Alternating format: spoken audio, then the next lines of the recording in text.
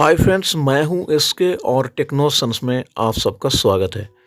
दोस्तों, जब हम कोई भी एम्पलीफायर बनाते हैं, अच्छे से अच्छी बनाने की कोशिश हमारी तरफ से होता है, लेकिन सब कुछ करने के बाद भी आखिर एक प्रॉब्लम हर एम्पलीफायर में कहीं ना कहीं रह जाता है और वो होता है दोस्तों हमिंग का प्रॉब्लम। और ये हमिंग का problem maximum time Bluetooth module से ही आता है। तो आज का वीडियो में हम बात करेंगे ब्लूटूथ मॉड्यूल से कैसे आप हमिंग को रोक सकते हैं और ये हमिंग क्यों आता है और इनको रोकने का सबसे आसान और ट्रिक क्या है।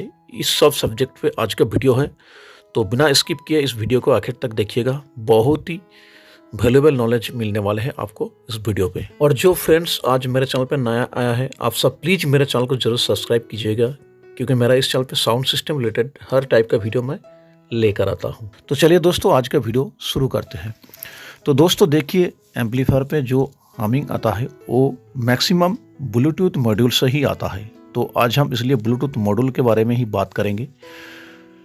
तो देखिए, पहला जो मैं बताने वाला हूँ, एम्पलीफायर का अगर ट्रांसफार्मर एल्यूमिनियम का हो और लो मटेरियल का हो तो हमिंग हो सकता है। और उसके साथ अगर उसी एम्पलीफायर में मेन एम्पलीफायर सर्किट बोर्ड का पावर सप्लाई और ब्लूटूथ मॉड्यूल का पावर सप्लाई एक ही सप्लाई से अगर लिया जाए तो भी हमिंग हो सकता है।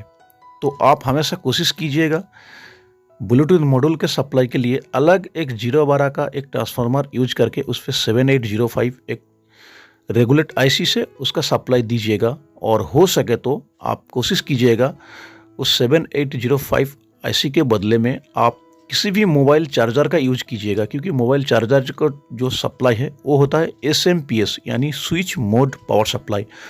और एसएमपीएस सप्लाई से जो डीसी तैयार होता है वो ट्रांसफार्मर से तैयार हुआ डीसी से थोड़ा बेटर होता है। हालांकि दुनिया में ऐसा कोई सर्किट अभी तक नहीं बना है जो बैटरी जैसा डीसी तैयार कर दे, तो ऐसा पॉसिबल नहीं है। और एसएमपीएस सप्लाई में कुछ हद तक डीसी प्योर होता है, इसलिए आप कोशिश कीजिएगा एसएमपीएस सप्लाई यूज करने का। और दूसरी जो वजह है फ्रेंड्स, कई टाइम हम क्या करते हैं, एम्पलीफायर तो बना लेते हैं, उसके साथ ब्लूटूथ मॉड्यूल का कनेक्शन भी कर देते हैं, लेकिन एम्पलीफायर को प्रॉपर तरीके से ग्राउंड नहीं करते हैं। और ग्राउंड बहुत ही एक वैल्यूएबल पार्ट है एम्पलीफायर के लिए। इस बात को हमसे सबसे ज़्यादा ध्यान देना चाहिए। इसलिए एम्पलीफायर को अच्छे तरीके से ग्राउंड कीजिएगा, जिससे प्रॉपर तरीके से उस एम्पलीफायर को ग्राउंड मिले। और ये एक वजह है जिससे हमिंग प्रॉब्लम आता है। और तीसरा जो वजह है फ्रेंड्स, कई टाइम हम जब एम्पलीफायर बनाते हैं उस टाइम क्या करते हैं, मेन वॉल्यूम कंट्रोल का वायर हो या बेस टेबल का सर्किट का वायर हो और ब्लूटूथ मॉड्यूल से भी जो भी सर्किट हम वायरिंग कर रहे हैं, यानी टोटल एम्पलीफायर में हम बहुत ज़्यादा और लॉन्ग साइज का वायर का यूज कर देते हैं वायरिंग के टाइम।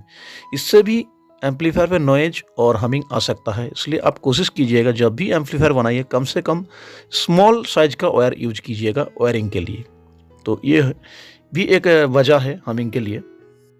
और 4 नंबर जो वजह है दोस्तों, हम एम्पलीफायर पर जो मेन वॉल्यूम कंट्रोल यूज करते हैं, उस मेन वॉल्यूम कंट्रोल से जब हम इस ब्लूटूथ मॉड्यूल का कनेक्शन करते हैं उस टाइम हम सबको लेफ्ट और राइट के लिए सील्डेड वायर यूज करना चाहिए। और मेन वॉल्यूम कंट्रोल पे जो वायर जा रहा है मेन ऑडियो किट से, उस ऑडियो किट से ऑडियो वाला सिग्नल को जो वॉल्यूम कंट्रोल का मिडिल में होता है, उस सिग्नल को सील्डेड वायर के द्वारा लेकर जाना चाहिए, जिससे हमिंग कम होता है। और कई टाइम वॉल्यूम कंट्रोल ख़राब होने पर भी नॉइज या हमिंग हो सकता है, तो इस बात को आप ध्यान में रखिएगा। और मेन वॉल्यूम कंट्रोल का जो चेसिस यानी बॉडी है, उस बॉडी को एम्पलीफायर के चेसिस के साथ ग्राउंड कीजिएगा, इससे भी हमिंग रोका जा सकता है।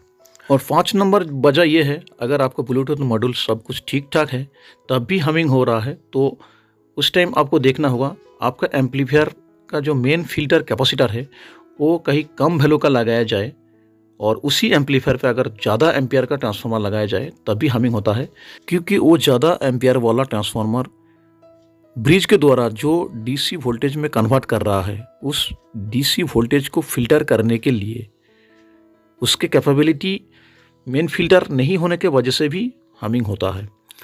और फ्रेंड्स, इतना कुछ चेक करने के बाद भी अगर आपका एम्पलीफायर से और ब्लूटूथ मॉड्यूल से हमिंग नहीं दूर होता है तो उस टाइम आपको ब्लूटूथ मॉड्यूल को ही चेंज करना पड़ेगा, क्योंकि कई टाइम देखा गया है नए ब्लूटूथ मॉड्यूल पे भी प्रॉब्लम होता है। उस टाइम ब्लूटूथ मॉड्यूल को चेंज करके आपको चेक करना पड़ेगा फिर जाके आप हमिंग को रोक पाएंगे। तो दोस्तों ये था ब्लूटूथ मॉड्यूल और एम्पलीफायर से हमिंग रोकने का कुछ बेसिक तरीका। तो उम्मीद है ये वीडियो आप सबको ज़रूर पसंद आया होगा। तो प्लीज़ मेरा चैनल को ज़रूर सब्सक्राइब और इस वीडियो को लाइक शेयर ज़रूर कीजिएगा। तो फ्रेंड्स मिलते हैं किसी नेक्स्ट वीडियो पे, तब तक आप सब सुरक्षित रहे, खुश रहे। जय हिंद।